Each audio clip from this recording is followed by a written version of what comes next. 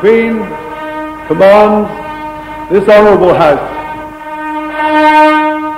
When you come here, there's a kind of magic in the way that the building operates, because I've always seen it as much more theatrical rather than to do with the actual administration of policy. It's like being on a kind of mock Gothic Hollywood film set. The honourable member and I think, came into this house on the same day. I formed the view then that he was a jerk. I've still got that view. I'm not certain that jerk is a parliamentary expression. I've heard worse things here, but refine it. Speaker. From my vantage point, high up in the Commons press gallery, the sparring down below often seems more melodrama than mature deliberation.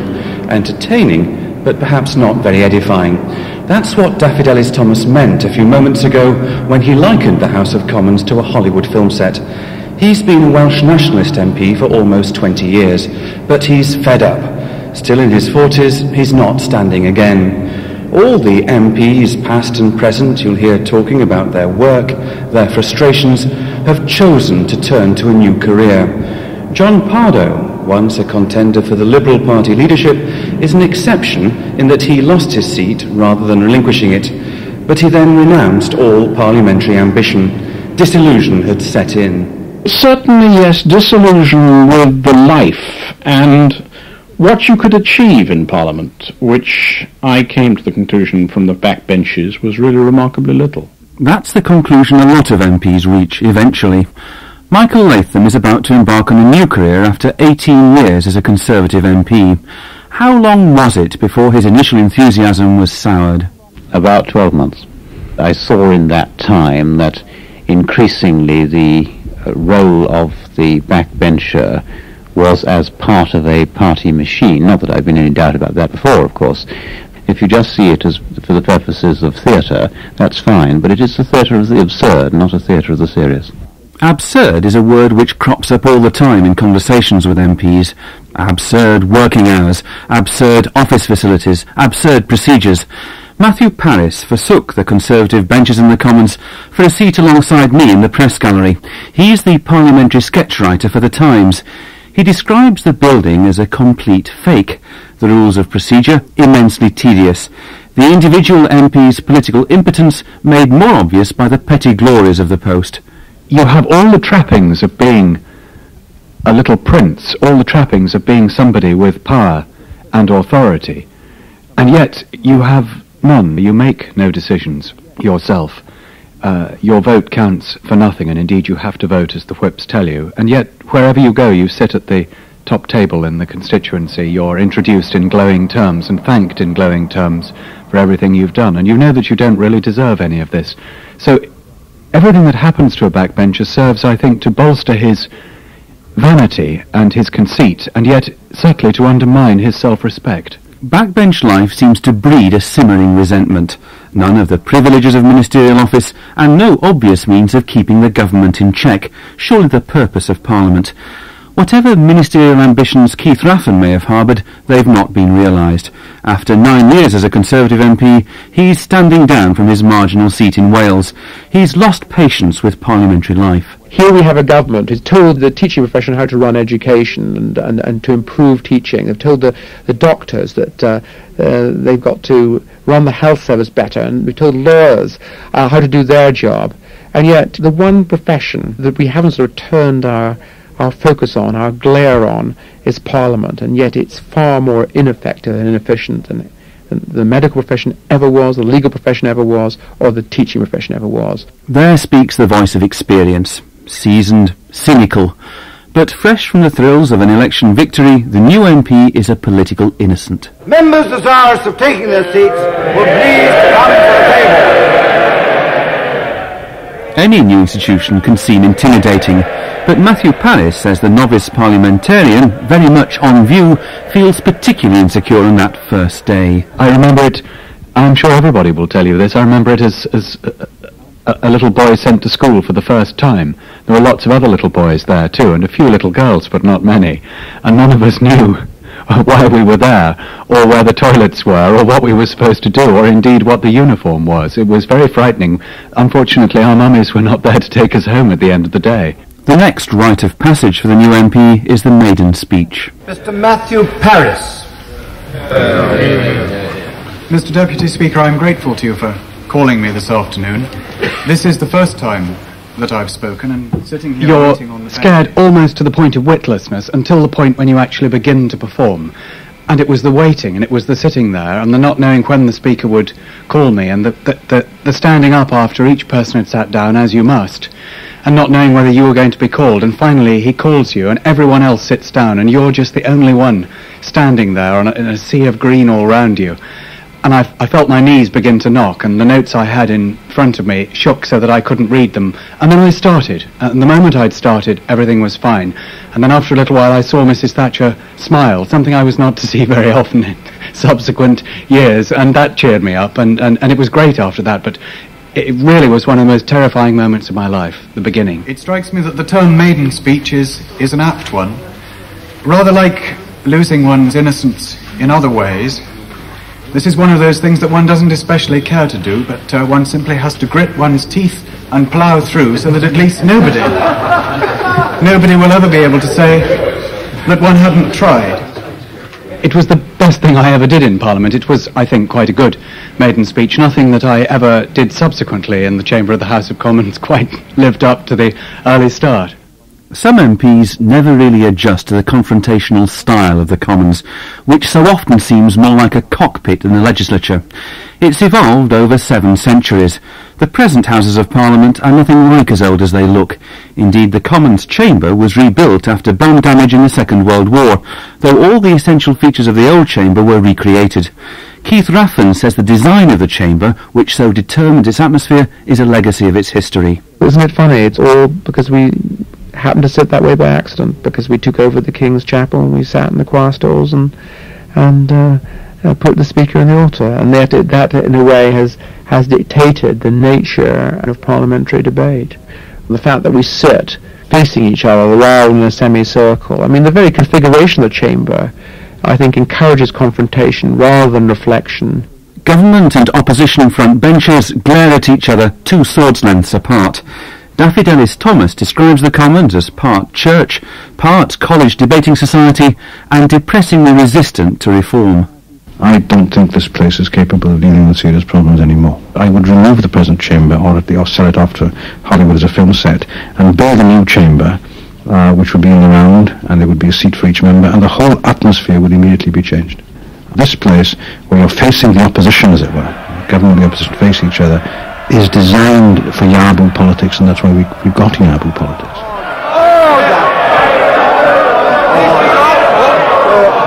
There's a lot of time. The building almost dictates the way in which Britain's governed. I think if we move to a brand new building, perhaps out of London, perhaps we need a Brasilia in Britain to get us off our backsides and to make Parliament more effective and government better, then, we might get away from all this. All this isn't simply the machismo of Commons exchanges, it's the way in which partisan quarrelling impedes policy-making and in a way makes life easier for ministers, a point Michael Latham is particularly concerned about. Parliament is not properly carrying out its duties to check the executive. In other words, MPs spend more time scoring party points than sifting through the fine print of policy or acting as a restraint on the executive by making ministers justify their actions.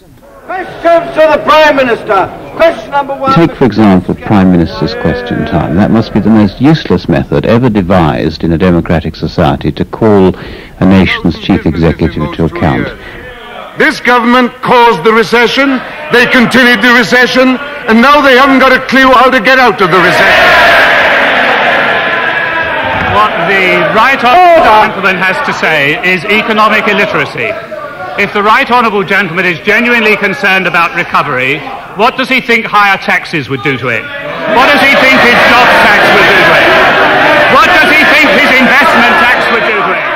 It consists of 15 minutes of partisan ranting by both sides, with government backbenchers saying what a wonderful job the government is doing, and Labour backbenchers saying what a lousy job the government is doing, and both sides strongly supplied by their own party HQs with partisan material to put forward on these occasions. Now that isn't a useful exercise. That doesn't put the Prime Minister under pressure.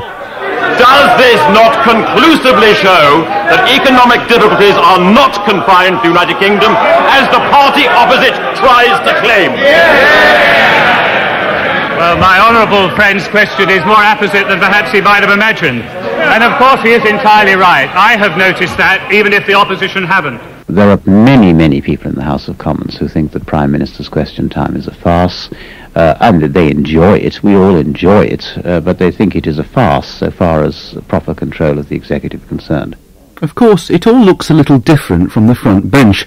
John Pardoe admits, a little guiltily, that he developed a taste for the verbal duelling.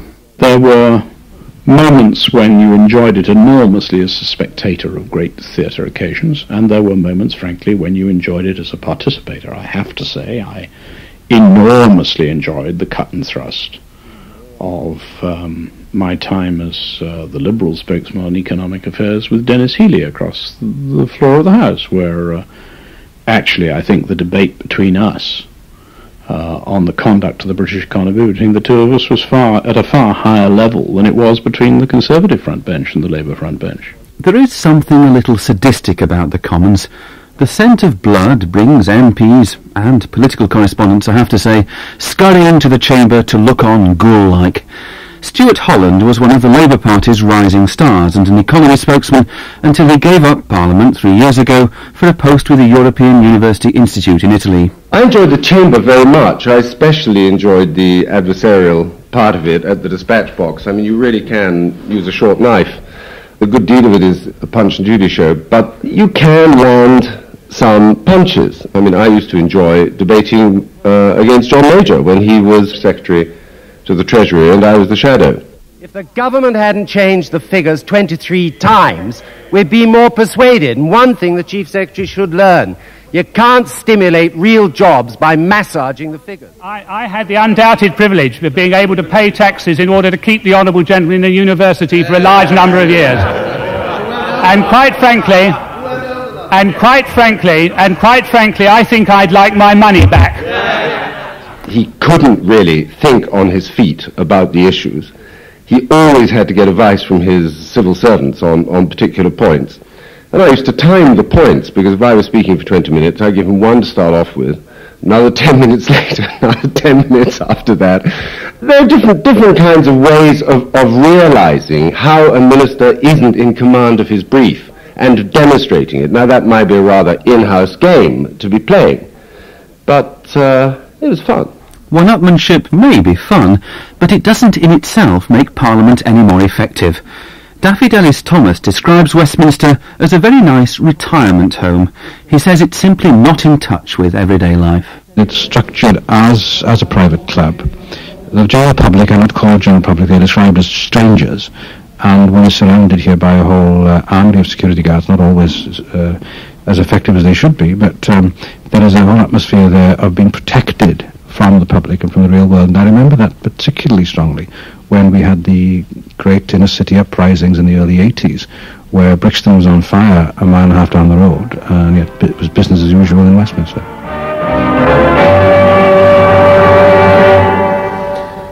Good evening. There have been more disturbances in Brixton tonight. Police have again been pelted with rocks and stone. The Home Secretary had announced a public inquiry. The House is well aware of the violent clashes which have occurred between the police and young people, mainly black. We want jobs! We want better opportunities! We are frustrated and we are fed up! Are these riots not something new and sinister in our long national history? The architecture of this place, the whole design of it, I think makes people feel that they're immured almost from what goes on outside them in the real world. And that atmosphere, I think, pervades the whole discussion. Now, you add to that, of course, the arcaic language and the strange customs and the form of dress The litany of complaints is almost endless. The cramped offices, the late hours, both now beginning to be addressed, the perception that this is not a modern Parliament. 2 years ago, Conservative MP Michael Latham declared in Parliament that 85% of what he did in the House was probably wasted, and perhaps 50% was harmful. Was he rebuked by fellow backbenchers? Far from it. Several of them said to me, why did you only say 85%? That's too low a figure. They realised that it was a light-hearted remark, but with a serious purpose. We spend too much of our time here on essentially partisan activities, and meanwhile the essential duties of Parliament, which is to control supply and to control the executive, the matters which our forefathers literally fought hundreds of years ago, are going unsatisfactorily dealt with, and legislation is getting through which is just not properly considered so far as its practical effects are concerned. I mean, it is harmful, in my view, to spend months and months and months passing a poll tax law which then doesn't work or works very badly. No poll tax! No poll tax! No poll tax! No poll tax! The poll tax must be one of the least popular measures ever passed by Parliament. Among Conservative MPs, party loyalty triumphed over political common sense. Waverers were brought into line by the party whips, MPs whose job is to ensure that party discipline is maintained come what may. Even so, some backbenchers publicly broke ranks. The Local Government Finance Bill, which includes the plans to introduce the community charge or poll tax in England and Wales, has completed its passage through the Commons, but only after another revolt by Conservative backbenchers. That was a great parliamentary moment, the rebellion when there was an attempt to amend the poll tax legislation. I wish I'd rebelled that night. It was my instinct to do it. But I think that we are too strongly whipped, and I think one can see that, really. I don't think that the majority of the party would have voted for that if they hadn't been whipped to do so. The whips exercise considerable patronage. A new MP who annoys the whips is unlikely to gain preferment. And if the carrot doesn't work, then, says Matthew Paris, they are quite prepared to use the stick instead. I was never subjected to physical assault from the whips, although some people have been, where they think that a shove or a push or a poke in the chest will intimidate a man or woman. The shoves, the pushes, the pokes in the chest happen. Just about every backbench MP has a horror story to tell about the whips. Matthew Paris and Keith Raffin are unusual only in being willing to broadcast theirs. I had a particularly unpleasant whip when I was here first. He's very unpopular. He's now a minister, and he was very widely disliked, though he didn't realise it, because, I mean, I don't think he was perhaps that bright enough to realise it. I don't know when this is going out. I hope it's after I've left. So he could be particularly unpleasant, and I remember on one occasion, this is the kind of treatment that you can get.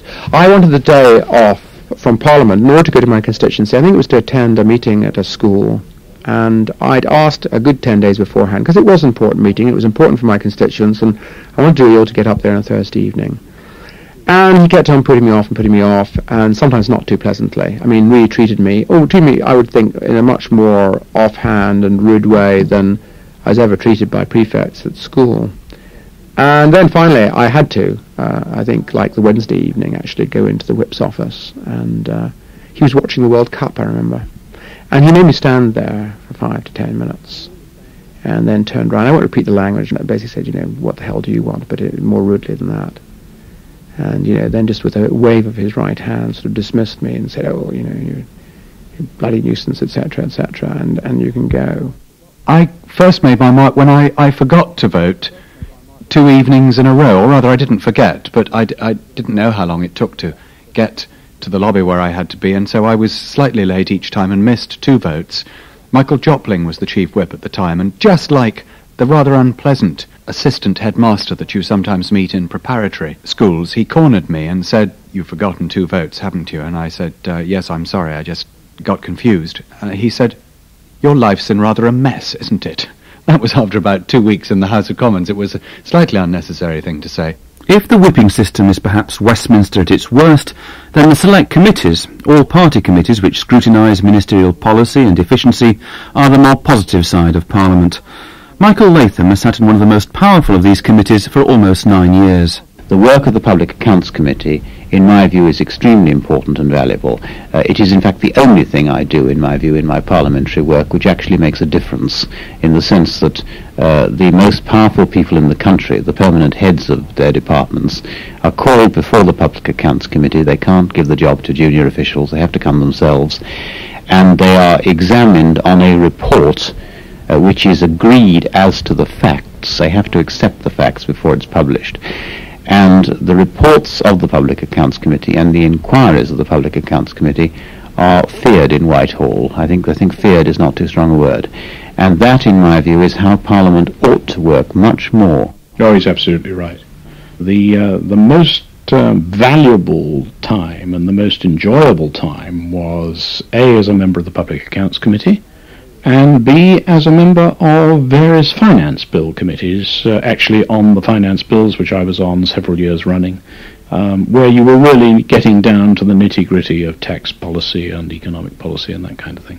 These standing committees, which go through the fine print of proposed government legislation, can offer backbenchers a means of securing modest changes in the law. Matthew Paris regards an amendment he secured in this way as one of the few tangible successes of his spell in Parliament.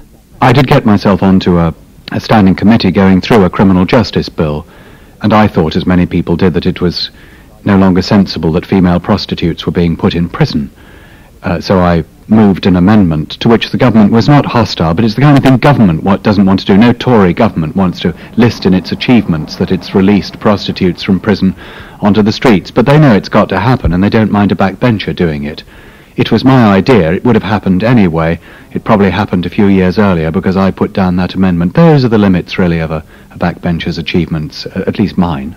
A few MPs have the satisfaction of seeing their own bill on the statute book. Major reforms, such as the abolition of capital punishment and easier access to abortion, have been achieved this way, though it's almost impossible to succeed without government goodwill. Then there are the nooks and crannies of the parliamentary week, such as the backbenchers' adjournment debates in the final half hour of each day, which often means the early hours of the morning with the chamber all but empty.